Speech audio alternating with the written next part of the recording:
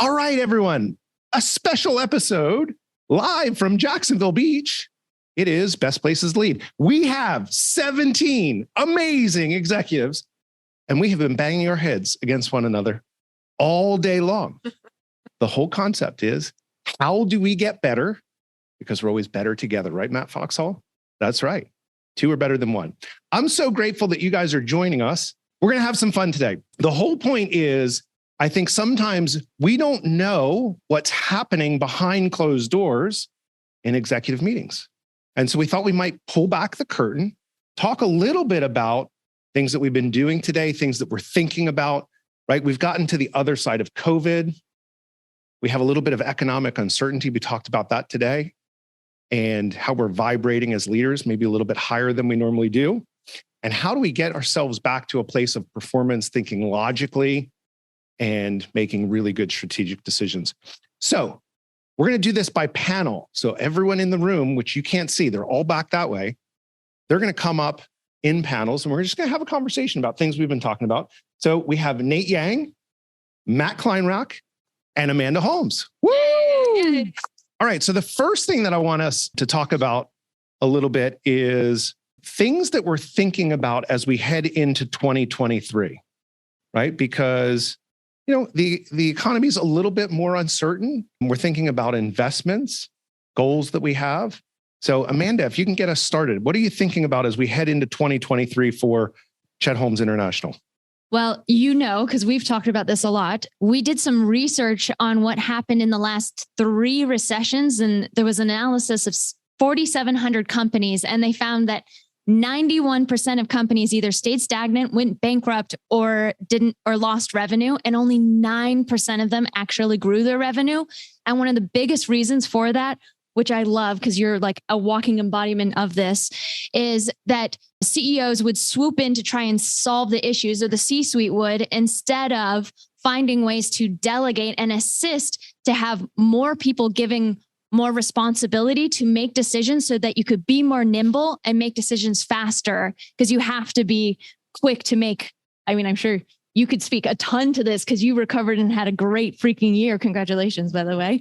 But that's something that I'm thinking a lot about, who I have in which seats and how I'm giving them the ability to just take off and soar so that I step out of their way. Love it, right? We've got to drive the objectives and the understanding of what we're trying to accomplish to the lowest levels of the organization, which requires us to know exactly what objectives we're trying to chase, values of the organization, the vision of what we're trying to go for, what our North Star is. Matt, how about you? What are you thinking about for 2023? Okay, so for 2023, some of our objectives is the biggest is building out our leadership team. That's a big one. We're trying to build out the leadership team for the future, not for now. So it's kind of like investing in ourselves, right? You talk about investing in, whether it's equipment, we're investing in people so that we can start to run a little faster than we currently are.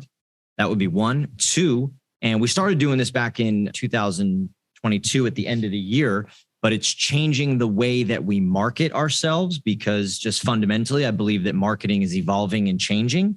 And I also believe that from what I've seen in my industry, that a lot of our competitors are not marketing the way that we think we could. So it's going to take time. It's a very long-term play, but that's certainly 2 initiatives right now, as well as the third is kind of a boring one, but it's basically, we're not trying to do anything special. We're not chasing any shiny objects because we don't have the horses to do it. So we're staying in the lane that we can be successful and have another very good year while we do things that can put us in a position to maybe chase some shiny objects and run a little bit faster down the road. I love it. I said this earlier, but I think the number one topic that I'm having conversations with the C-suite about is our people, and equipping our leaders to have hard conversations, to communicate clearly what it is that we're trying to do as an organization. And so that's an investment that pays dividends again and again and again. I do find it interesting, Matt, being a marketing company yourself, that you're saying conventional marketing is dead. Tell us a little bit more about that. Okay. Well, I think that digital, and like marketing and anything, right? Marketers have a tendency to take something that's good and ruin it.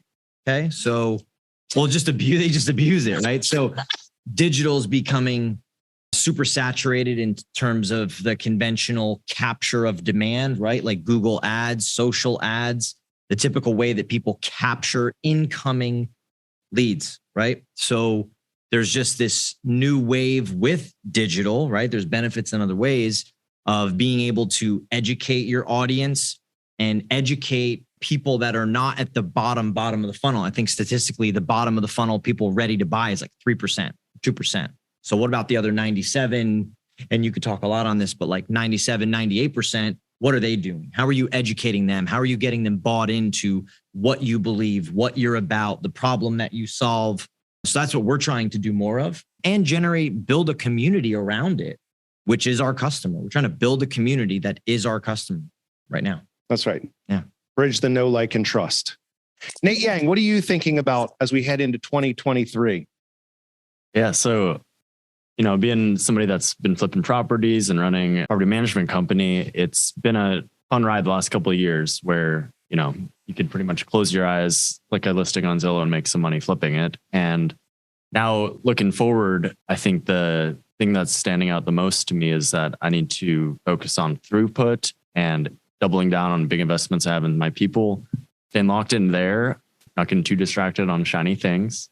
And then also just using this year and this time to leverage my systems. I've started using a CRM to track leads and buyers and deals. And that's become very productive for me over the past couple months where the market was down. It's produced some opportunity. And so reminding myself that with as much chaos is going on and has been going on, those systems have leveraged and produced well for me. And that if I can stay locked in there and produce some focused throughput on the areas I know will work for me, it's going to be a good year.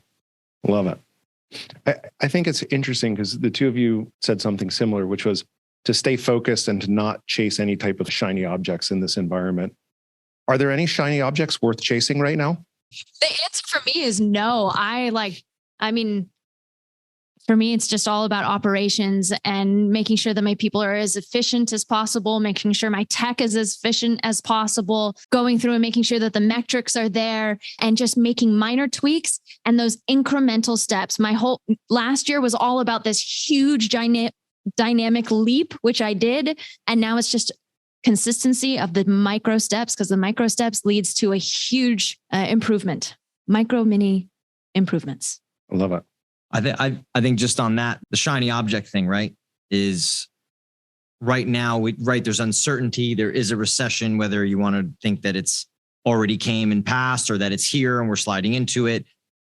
Some of what you said, which is getting the basics down, right? Like how good is your sales process? How good is your customer service? How effective are you on operations? Like how, do you know your numbers really well? Are you dialed into your numbers? Do you have a dashboard, a gauge? Can you really read what's happening? I think that's first and foremost. I'm not against shiny objects. Us personally, we're not set up for it right now because of things that happened in 2022. If we were set up for it, I'd probably have at least one initiative or something that was a little bit shiny, potentially. If you had the horsepower, where do you see the opportunity right now? What would you go chase? We would be pushing harder into alternative events. Tell me more. Okay. There's all kinds. We've had ideas of buying shipping containers and sort of setting them up so that we can easily prep, go and drop them at an event and cater to a company where it's designed for them, pop-up shops, things like that. It's a bit of a stretch, but very popular or getting more popular, cost effective if you do it right. So things like that are in our space with our type of clients. So it's not like that shiny and crazy, but it does take the ability to execute, strategize, think out all in that space. And then other things like, brand activations and sponsorships and companies. I mean, we're doing some of it, but only for very good clients that are doing a lot of things with us. So being able to go say, hey, we're doing this for some companies, we'll do it for others. It's tough to just go jump and do it for everybody because it becomes a shiny object. I love it. So staying adjacent to your core business, but being opportunistic aware. Yeah. I mean, being true to your flywheel, being true into what you do, right? What makes you money, what builds you clients and drives revenue. Yeah, for sure. Yeah. Nate, how about for you? I love chasing shiny objects, but it doesn't always serve me financially. But if the shiny object's aligned with the path I may take in the future, or, an example is I went down this whole rabbit hole on how to buy foreclosures and REOs and all that, only to find out that, right now, liquid cash on hand, I didn't want to get it tied up in an objection period, and then I wasn't going to go that route. I spent a couple weeks, really diving in. I learned a lot there, and it was a little bit of a shiny object that pulled me off my goals, but was tangentially, aligned. And so if the shiny object's path where I can learn and grow, I'm with it within reason. And so I think some other ones for those is I go, I'll throw something out to a room like this. Like I've threw out a huge shiny object earlier today with a path to try to connect, private equity with, first time home buyers. And that's definitely a shiny thing that could, not result in anything down in the future. But if it's compelling and aligned with my values, I'll at least chase it for a little bit before reining it back in and hope that I find somebody else who has seen that shiny object or has it in their possession that can give me some advice on how to obtain it or talk me out of walking down that path. So, yeah. I think it's important too that you do honor how you operate, right? So I work with, visionary entrepreneurs. I also work with incredible integrators, and the minds work differently. And so you having lots of ideas, trying to suppress them is a bad idea. Like I remember the owner of the construction company that I worked with, he had 7 ideas a day. And our business was growing from, 7 million to 13 million. I finally said, hold on. I went and got a notepad and handed it to him. I said, great ideas. Every time you have an idea, put it on this list. And when we're not busy, we'll start looking at the list, right? So you have to have that outlet and capture them. But when you're fire, pants on fire, it's hard to think about, this next new opportunity. But honor that for yourself. Otherwise, you'll get really frustrated and resent your own business in doing it. Cool stuff. All right, good. Let's bring the next 4 panelists that we have. Big Mike Grossell, Sue Gooden, Kevin Amolsch, and Russ Verhoeven. So one of the things that we talked about this morning with COVID and some economic uncertainty is protecting your mindset. And I think that's super important in 2023. Russ, let's start with you. What things are you doing to protect your mindset in this environment so that we don't burn out? It's almost a loaded question, Jerry, because I went through the burnout a couple of years ago. That's right. I think the most important thing for me is I learned a lot of lessons from the burnout I went through a couple of years ago. And the cornerstone for me was building a core team that earned the trust to the point where you feel very comfortable in taking your hands off the wheel, even during stressful times. It's a critical ingredient that I no longer lose any sleep. I have a great number 1 and a really core team.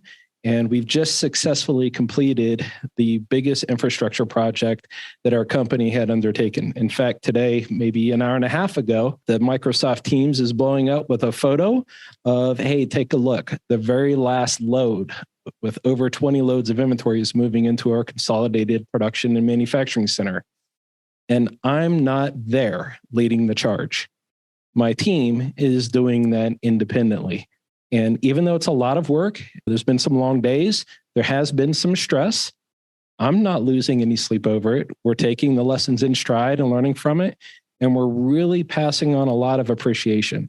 And I'll take a minute to talk about those handwritten thank you notes to both vendors and employees and the profound impact they have. Because when you're putting together something like this empire that's going to really support the business's growth in the future, you want that goodwill in your team, both internal and external, that will really stand the test of time. So when we go, I see Bill Holmes holding up a thank you letter right now. Thank you, Bill. And thank you for today as well, buddy. He's my number 1 on our team. And he was there with one of the other teammates to facilitate today's last load. And it's just remarkable in knowing that you've done it. So for me, the next challenge is going to be shifting gears and helping out some other departments with the methodology that work. But that morning routine, the having confidence, knowing that what you're building can stand the test of time and survive, whether you're there or not, with their own wins and you're celebrating those wins, it's all the ingredients I know, and knowing that we were successful, regardless of what the business metrics and the KPI show, because that's the stuff that will win and lose in the long game. Kevin, how about you? Oh, that was a fantastic answer there. Mine's going to be much more simple. I think there's turbulence in any market and any economy. So you bring up COVID, which was several years ago, and now we have the new challenges with inflation and interest rates and all of that. So this is a totally different challenge now. And I think 3, 4, 5 years from now, we're going to have another challenge. So the answer is going to be the same no matter what the challenge is. And that's really comes down to the why you're doing it. So what's the real reason that you're in the business? What's the real reason that I flew out here and I came into this room? And everyone has something different. I really was touched by Amanda's presentation today and her why and her vision for the charity. And I have a heart for kids. So, I like to donate money and time to help kids that don't have a fighting chance. So Boys and Girls Club and those types of things. And that's why I'm here. And that's why I'm not going to fail. So there is no plan B. John always said from Colorado, plan B. What's that? I don't have a plan B. Plan A is plan B. We're going to make it. We're going to succeed. I think one of the things that I've been thinking about as I've been doing my own research and just thinking, white space thinking, is, where does grit and resilience and fortitude come from? I think it's the connection to your why. Because if you're not clear on your why and you're just giving the standard answer of like, oh, well, this is what I want to go do because society tells me to do that. Guess what? It's easy to give up. When shit gets hard, it's easy to be like, Well, your why has to be bigger than you. That's what so many people struggle with. Yes. They set their goals like, I want financial freedom. But yay, I bought this new car. That's not good enough. That's right. not strong enough to keep you going when you fall. I think it's so good. Big Mike. All right. So I have seen the ups and downs of this over the past 2 years. I went from like a bulletproof mind to being very vulnerable to like kind of finding myself again. And that journey is very eye-opening. And I think the biggest lesson I learned from that was really like the morning routine and like starting off your day with a sense of gratitude and your purpose and what you're doing and just making it's bigger than you. And that level of just energy that you can just absorb almost. It propels me day to day. I love it. Sue, I know how important this is to you. I mean, you have a resilience company. You just got back from Mexico. Dr. Joe Dispenza is, a great hero to you. What is it that you're doing? Because I mean, this is the business that you're in, and it's the life that you lead too. So, it's like health and fitness, wellness industry, and it was interesting how we've shifted everything so that now we're called Resilience One because we feel like if you can manage somebody's stress or their ability to be resilient, that then they'll start to change the rest of the things in their lives, like maybe what they eat, how they sleep, things like that. So I'm so grateful with the opportunity to have had all these skill sets and things that I've learned to be able to share them with. We work mostly with healthcare workers who are totally in survival mode and really trying to teach them with some tools of heart coherence and breath work, meditation, things that they can do on a daily basis to help them and their stress. I think sometimes we think it has to be this massive effort, this massive routine. And it can be these simple little things that we do, presence exercises, thinking very specifically about who I am, where I am, the gratitude of looking around this room and thinking, man, 17 people came from all over the country to hang out and get better. Like, I'm incredibly grateful for that. That takes nothing but 10 seconds of thought to do it.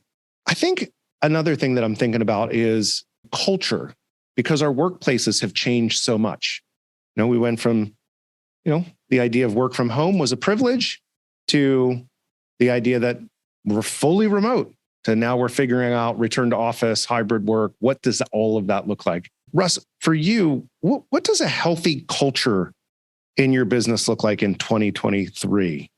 The number one thing for us is a can-do mentality, because with everybody talking about a recession and sales may be flat with last year and the challenges that is going on in the world and what's going on in our customer base, which is mainly hospitals for our products, you have to have the winning culture, knowing that we can accomplish anything that we set our hearts and minds to, as long as we don't allow ourselves to get distracted from the main goals.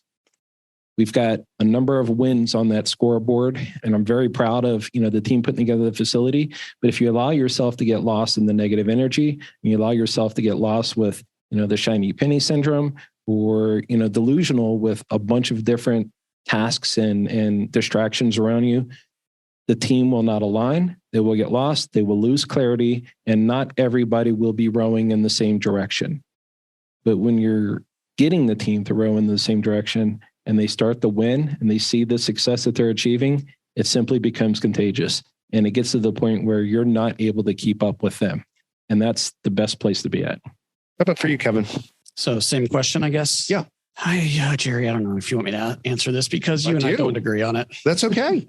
That's okay. I think that it's vital to have the team in the office. We strongly encourage, don't necessarily require everybody. About half the team is required to come in. The other half is they get to choose. But I don't know how you build a family culture like we have and what we want without being around each other. So it's for me, for our group, we want to be in the office. And then it's the values. And I'm working hard on this, but do you have values, and do your team know what they are, and do they live by them, and do they share the same values? That's going to really be, I think that's how you build the culture, and it's got to be a fun environment. So we really enjoy being around each other. So we do things outside the office, happy hours. We go to play volleyball. We go on trips. We try to go to Mexico every couple of years, and we're just trying to be a family. I think it is super important. I think there's lots of different ways to run companies. I think you do have to be face to face from time to time. And, for you, if the frequency is higher, awesome, right? Why did we drive to Jacksonville Beach? Because being in person is important, right? It's great to give high fives and hugs and all of those things, be face to face, feel the energy of other people in the room, which you can feel, right? I made a joke about Matt Foxhall, right? World class at transfer of enthusiasm. And so I don't think you get that over Zoom. So you're saying we agree? We agree. Mike, what's a healthy culture look like for you? Because you have, a global remote company. I mean, you have people that work with you all over the world. So what does that look like? I think it's really, and I'm trying to put this in words. So you really have to go there's an extra level, at least I have to bring to the equation to invest in getting to know that person, because otherwise it just becomes this transactional thing. And in the long run, no one's going to buy into that. And so for me, like little trick, I love tips and tricks. I'm getting on a call with a guy from Serbia. Go Google, look up some beautiful spot in Serbia, put it as your background, and he'll instantly ask you about it, right? He'll be like, oh, I've been there before. And you become relatable, and they open up a little bit. And then, what you'll start to find is they trust you more. They're going to tell you a little bit more. Oh, I messed up on that. They're going to be a little more honest. And it's a little tip. I love it. I always come back to, the idea behind the 4 C's of how, we have engagement of employees, right? So do we have clarity of how we win? Are they challenged by the work that they're doing? Are they comfortable that they have the tools, time, and training to be successful? Because, being asked to do something that you can't do, don't know how to do, don't have the tools to do, that's awful. And are you cared about, right? So little thing like that is I care about my people enough that I'm going to put a picture of Serbia in my background. We'll tip the cap. I love it. Sue, how about for you? Well, we worked, being in a hospital, we were there the whole time. So we are still feeling like family because we work together. And it was really nice because a lot of the work that we do is really based on encouraging people to take time to themselves, take a deep breath every day. And we actually created lounges where they could come and relax and connect with a health coach so that they knew that there was some support there for them. As far as our team tries to get together on a fairly regular basis, but it's so cool that part of our culture is creating that for hospitals. And so we have to practice it ourselves. Right. I think we do a pretty good job. Yeah. I always find it interesting, you're in the wellness space. Right. And so sometimes we don't practice wellness ourselves. right? Not that you, but just like the company as a whole, we talk about it. I look at it myself. I'm a proponent of exercise. Yet while we were traveling and doing things, I didn't exercise for a while. And I think you have to be mindful of, when you're talking to people and asking them to do things, you better be walking the talk too. Otherwise, in this world, our people are watching all the time. They're watching how you act, not just what you say. And if we think we're still in a command and control world, we ain't there anymore. And so being authentic is super important. I think the other thing is that health coaching is really coming about in that it works on a behavioral side. So in essence, we work with people and talk about what do they want to change, or what do they want to improve in their life, whether it's about sleep, family issues, finances, things like that, and having them create their own story of how they can be successful for themselves. Oh, I think that's awesome. Good stuff. All right. Next group. So we'll guess Isaiah Rosick, Kurt Thomas, Nathan Adams, and Ed Slover. So sometimes I think success in business looks not only towards the idea of opportunity, but also mitigating risk. Nate, let's start with you. In this environment, what are you thinking about to mitigate risk? We went through a boatload of data this morning. None of it made any sense, heads or tails. So what are you doing to mitigate risk in this environment? Yes, I'll give you two things, but I suppose I should give a little background for the audience. So my company is in the real estate business, architecture, construction, development, brokerage. So an easy way to mitigate risk in uncertain times when you're in the real estate industry, especially development, is simply buy at better terms, buy at a higher margin, longer closes. So that's pretty easy. But I'll throw another one at you that's a bit of a twist. And that is, we had such a labor problem for an extended period of time. We literally mitigated risk by hiring ahead of the time that we needed people, because if we waited until we needed them, we may end up putting a body in a seat just to have a body in a seat. And now we've completely flipped that, because at least in the world that I live in and work in, labor's become easier. So we went from we'll hire 3 to 6 months ahead of time to now timelines aren't very certain. Don't know for sure when we're going to get permits on projects, which drives a lot of our need for labor. And now we've shifted. We're more hiring on demand. Do we need this? Not do we need this in 3 to 6 months? I think that's a significant shift that everyone is facing. I mean, while we see lots of tech layoffs that are happening, unemployment is still at 3.4%. And yes, we can argue about, able-bodied Americans who are not looking for work. However, I think there is opportunity out there to be a little bit more disciplined, a little bit more patient in when we bring those hires in to mitigate that financial risk. Makes sense to me. Yeah, agreed. And even though it's at 3.4%, it's not hard to hire in the real estate industry. Yeah. We're national home builders, 8, 9, 10 waves of layoffs. So there are plenty of people, able-bodied people, that are actually looking versus the 7 million that are more. Got it. Isaiah, how about you? How are you mitigating risk in this environment? I guess the biggest thing is staying away from the shiny object. Trying to stay super, super disciplined and not veer off course. I'm trying to mitigate my own risk. I tend to go after things. So trying to stay really, really tight in the lane. So you mean you're like every other entrepreneur I've ever met? I have an issue. Oh, okay. You're special. Yes. Yes. We know that. Hurt. Yeah. So just to kind of echo what Isaiah was saying, I mean, whenever I think about risk in our current uncertain times in the world and the economy, focus, just staying the course. There's always shiny objects. We have a very curious team at QPAC, and we come up with crazy ideas all the time that always sound amazing. And we have a hard time following through sometimes. So I think right now it's super important more than ever to follow through with the strategy and the course that we've already laid out. Yeah, because it's easy to get distracted. And I think the runway, we need to narrow those guardrails for sure. Love it. Ed, what are you thinking about? I think one of the things that leaders do during times of uncertainty, Jerry, is that we try to over control and over manage situations and don't, give freedom and flexibility to our team to execute what they're charged with executing.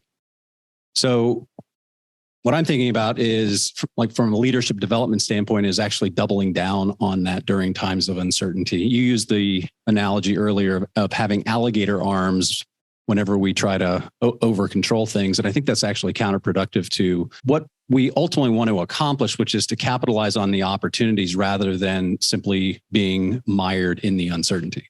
I love that. So one of the statistics that we looked at this morning was that 91% of CEOs right now are preparing for some type of economic pullback, recession.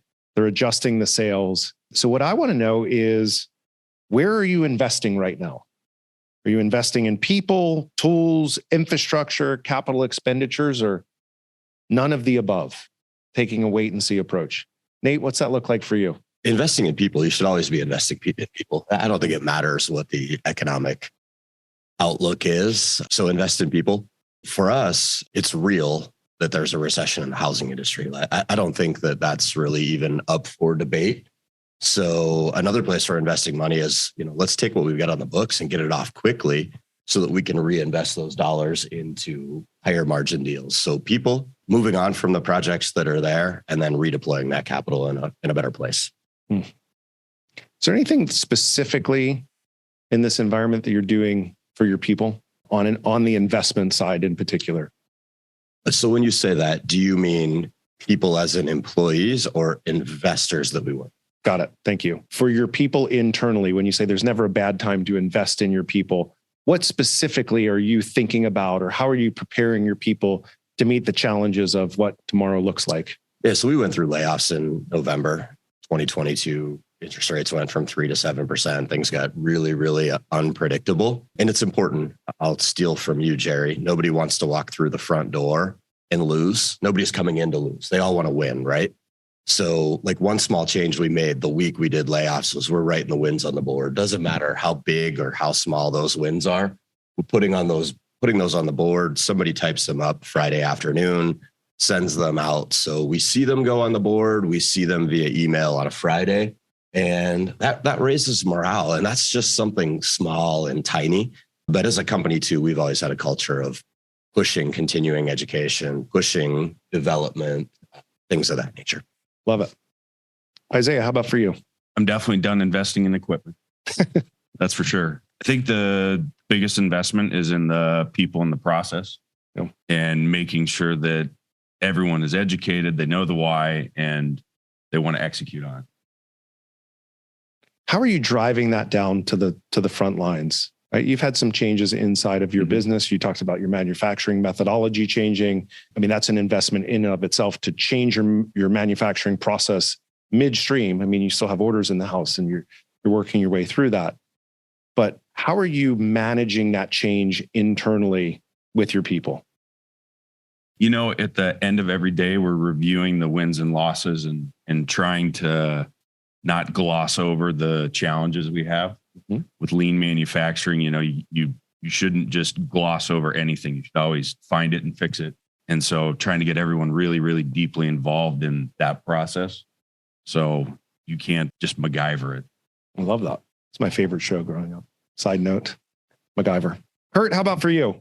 What's QPAC thinking about on the investment side? Yeah, thanks, Jerry. We are more of a harvesting period than ever before. We have a really great product that I think we've constantly poured a ton of investment in to innovate. We are still doing and pursuing some innovations that I think will have a long-term payoff, but it's more of a secondary thought behind harvesting right now. It's interesting because, being a product-led company, you have to continually make investments in what's the next iteration of your product. And so how do you balance that when you're in harvest mode? Because you guys are a world leader in your technology. And yet, how do you continue to push that forward when you haven't even reaped the rewards of all the research and development and innovations that you've pushed to market? Yeah, that's a great question. I don't know that we do it that great all the time. I think we make a lot of guesses and we've been really lucky. So we have invested a lot in our manufacturing process. We've leaned out more than we ever have before, which has given us some more freedom and increased our gross margins to just be more confident in some of those investments. So Like you said, we are product led, so we know that we can never stop investing in our product. I mean, we're constantly coming up with ideas. So the one we're working on now is pretty big in the sense that it's not going to make an immediate impact when we're done. It's probably a year-long project, but it's going to position us in a better position to segment our product and be more customer focused for certain verticals. Nice. Ed, what are you thinking about here? I have to echo the sentiments of Nate and Isaiah with regard to people. I'm actually working with a mid-sized healthcare organization in Arizona where historically they've been highly top down and the mid-level managers have been really waiting for permission to lead. And so this has been an interesting cultural shift where they're being coached on not waiting for directives being given by, the upper level managers, but rather actually taking it upon themselves with the understanding that leadership is local and leadership is relational. It's not tied specifically to any particular position within the organizational structure. And we're starting to finally see some movement because the lower levels, you talk about pushing objectives down, to the customer or patient facing employees, are starting to really see some positive movement in morale. And I mentioned it earlier. I think this is just something we need to double down on independent of the economic climate. I always find, businesses succeed by putting the right resources on the right opportunities. And, the tricky part of that is what opportunities and which resources you need to put on them. And so, I think we have to have those frameworks, those mental models of how we deploy resources. What risk are we willing to take? What opportunities are we trying to exploit?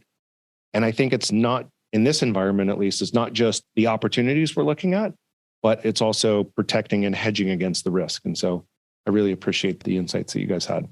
Awesome. All right. Kim Bach, Ashley Cribbs, Matt Foxhall, and John Cavendish. All right. Last group. Here's what I'm thinking about for the last group. What are the basics of business that you're focused on in this environment? What specific things are we doubling down on to say, these are the things that are super important in this environment? Matt, can you get us started?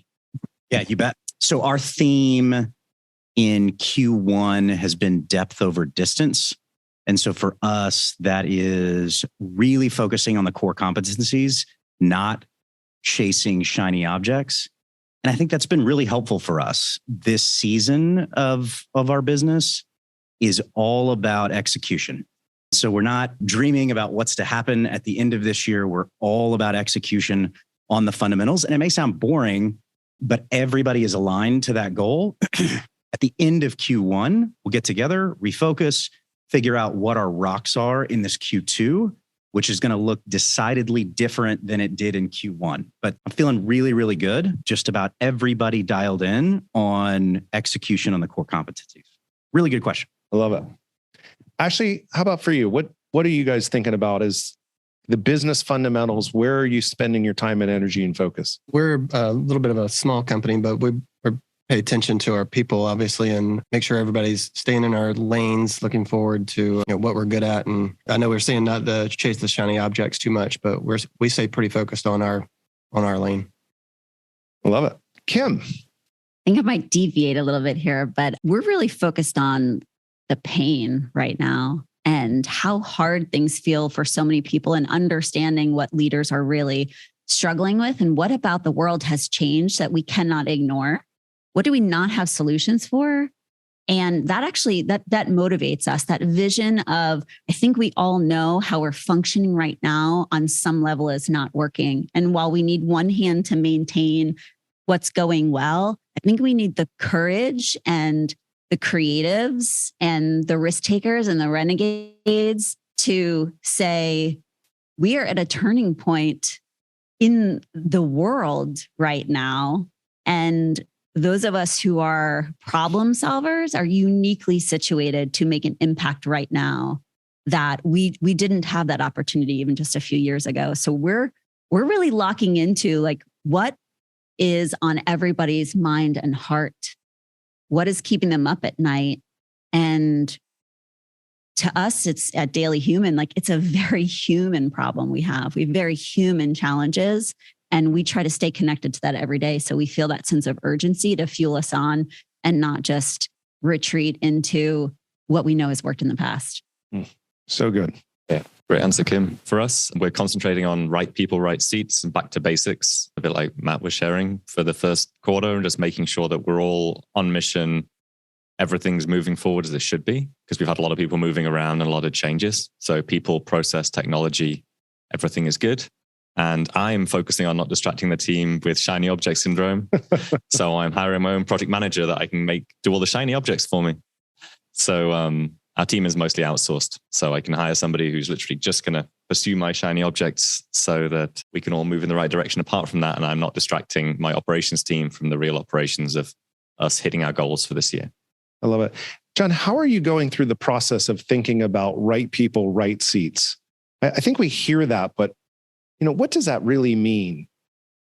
It means that we've got really well-defined roles and responsibilities, and that everyone understands their roles and responsibilities and how it connects to everyone else's. And we hired some great people and we put them in the wrong place. So we're putting a new place for them. And we've hired some not so great people who we're trying to now transition out, because up until this point, we grew from very small to moderately small, very quickly, hired a lot of people. And because we were treating everyone as we did when we were small, and I was giving everyone personal responsibility, that didn't work when we hired 50 people in 9 months. And some people were working 8 hours a day and saying, give me some more work. And some people working 3 hours a day and just chilling. So, and we had no performance improvement, no performance management. So we're now bringing in the performance management, moving those people out. And I think we can run just as well with 20K less overhead if we wanted to. It's amazing, isn't it? Yeah.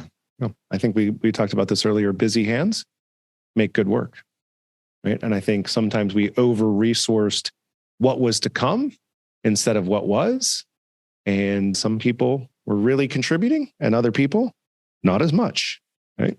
Then you find that out and you're like, damn, paid that person for 6 months. What? Yeah, exactly. I mean, keeping people busy and figuring out what busy is and the metrics around busyness is taking a long time. But I'm really looking forward to backing off and just seeing how much we can push people to get busy again. Because they're getting complacent when they're not busy. And then they start, as we talked about before, there becomes a vacuum in communication. Everyone starts sharing stuff and making up stories. And I got told a couple of weeks ago that we were merging with another agency. And I was like, that's good news to me. I hear we're merging with another agency. How is the deal? hope I'm getting rich. I love it.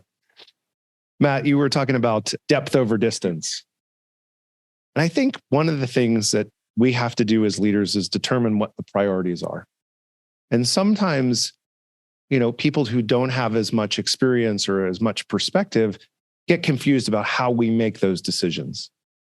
So how do you determine what's important inside the company? Yeah, really good question. I mean, I think we always look at it from the lens of what's most important to our clients. And so we get that feedback, especially in this season where it's high execution. And what I mean by that, we serve clients from a financial planning standpoint. And so we get a lot of immediate feedback from, the fears, the concerns, the excitement, the nervousness, all of that stuff from our clients on a day-to-day basis. And so I think it's been good to be in that spot where we're totally dialed in serving them in this season. And I think at least it helps for me when we have less things that we're focused on. Maybe it's just that I'm not that smart, but it's really helpful for me to look at the year in seasons. And so this is actually the first day that I've had my head up and out of the business in 90 days. So it's been really refreshing to be here, but at the same time, reflecting on these last, whatever it's been, 65, 70 days of just high levels of execution. And we're really proud of that. And so again, I think that answered the question. Yeah. I think, to your point, my follow-up is, right, you're talking about, you're getting the insights from your clients, which then determine the priorities. I'm amazed at how many companies at the senior executive level are not speaking to their customers, right? Don't pick up the phone and say, hey, how did it go? Hey, how is it going? Right? Hey, why did you choose us? Yeah. What frustrations have you had? And if you're not doing that, I would highly encourage you, if you're anywhere on the senior level, you have the right to pick up the phone and call any customer and think about, because we want to be curious. How do we do that? How are you capturing that data point back from your clients into a place where it's not just resting with all of your people at the front lines, but it's being cycled so that some person can go, I'm triangulating all of these 7 things. This should be a priority for the company. Yeah. Our people are good note takers. So that's a core competency at the beginning of their careers. We want to make sure that we're capturing everything that our clients are saying. And it's the nuanced things. It's the things that they're saying that may not be explicit, but help us dive deeper with further questions. And so I guess note taking is a skill, number one. But second, every week we come together on Monday mornings and we discuss what impact we made in the previous week. And that is really helpful for me as a senior leader, even in the meetings that I'm not in, to know where we're making a difference. And that's really all that those meetings have been, is just feedback from the group about where we're winning. And we're winning when our clients we're helping them make good decisions and move forward so that they can focus on that which is most important, which is generally making plays in their businesses and spending time with their families and pursuing the things that mean the most to them. Oh. I think that's an important piece. You have to have that mechanism to cycle the information back. I can't tell you how many times, I've run companies and I've been like, oh, hey, I had this idea. 3 people are like, oh yeah, no, we talked about that like 3 months ago. I'm like, could you have let me know? That would have been kind of terrific. And so creating that mechanism and that environment for cycling that feedback, I think is super important. Actually, how about for you? How are you determining priorities in your business? I guess it goes down to our values. We have them clearly defined, and we'll look in and see what things are aligning with our values, and then we'll make the decisions based on that. In this environment, you're in construction, pool construction, right? I think about like the 3 core functions of every business: marketing, sales, and operations. Where are you pushing more right now? Well, that's probably something that we're going to talk about a little bit tomorrow, because it's my day to ask my question tomorrow. Yep. But I'm leaning towards marketing, which you've been mentioning to me for about 3 months now, and I still haven't jumped on the bandwagon. But I'm thinking marketing is probably where we need to spend some more time. Good. I love it. Look forward to tomorrow's conversation. Be awesome. Kim, how do you determine priorities? Well, I'm brand new to the startup world. And so I'm really taking the lead on priorities from my co-founder, who has walked this path before. And so it's really, what stage of growth are we in? And it takes a lot of discipline to remember where you are in this growing a business stage. And so, we're in proof of concept and sales, scaling. And that can be, that's an intimidating space to be in. I'm used to operations. I'm used to managing an existing business. And so it's a challenge, actually, even once you set a priority, to actually stick to it. We talk about shiny objects, but sometimes the shiny object is just getting to the next stage. Like that's the win that we want. And so the priority is being where we are right now and doing that as well as we can, as quickly and efficiently as we can, and do it fully before you move on. And I'm really taking the lead from my co-founder and also our advisors on how to set those. So I guess the lesson is, sometimes you're not the best person to set the priority. I'm actually taking the lead there I'm not taking the lead there. I'm following. And that's an important lesson to learn as well. Maybe you shouldn't be the one setting the priority if you don't have the historical reference or knowledge of business building. So just happy to be here. I love it, because, ego is always the enemy. When we get out over our skis and, we make a mistake and we look up and thought, you know what? Geez, Ryan is in a better spot to make that decision. And having the humility to say, oh, it's not my decision. Say it's A-okay. It's pretty cool. John? So we set our priorities at the end of last year. So we have the priorities. The goal is to, as Kim said, not deviate from the plan. So my goal is to keep people accountable to the priorities that we've set, and then check if they're actually delivering what we'd hope they delivered. So that's what I'm prioritizing at the moment is not. So when you went through the planning process though, right? You brought your whole senior leadership team in for, I think it was 2 weeks. Yeah. Yeah. We flew them all to Vietnam and then one of them had a massive meltdown. Yeah. And it was such a mess. But how did you, when you were going through the process of determining priorities, how did you determine what your priorities were? So the way I did it was I wrote out my vision of what I wanted the business to be like in a year's time and how I saw my role and everyone else on the senior leadership's role. And at the same time, asked them to go away beforehand and write out how they saw it. Then I read my vision out to them. They read all their visions out to me. And then we all went around together and kind of put a plan together based on that collective vision. As you did that, did you get any surprises? Like, what? You want to do what? Oh, I mean, one of them had a meltdown during explaining his vision for the year. It was a very interesting experience. Sounds like it. Sounds like we all sat around in like a coaching circle for about 4 hours trying to get to the bottom of what was going on. And those are the unexpected things that we deal with as senior leaders, even inside our senior leadership teams, right? Sometimes it doesn't look as clean or as easy as we want it to be. So, agreed. Fun stuff.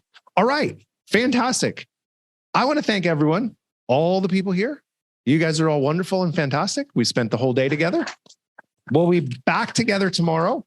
I just thought it'd be fun for you guys to see what we're thinking about, how we're strategizing, how we're leveling up as leaders, because this is the real stuff. Sometimes we have to stop the work that we're doing, actually think about the work that we're doing, making sure that we're not just doing the next thing, but we're doing the right next thing. And so I'm grateful for all of you. I wish my eyes were better. I can see there's a bunch of people on the call. I can't see it because we're on my laptop. But thank you for coming, and hopefully we'll see you next week. See you guys.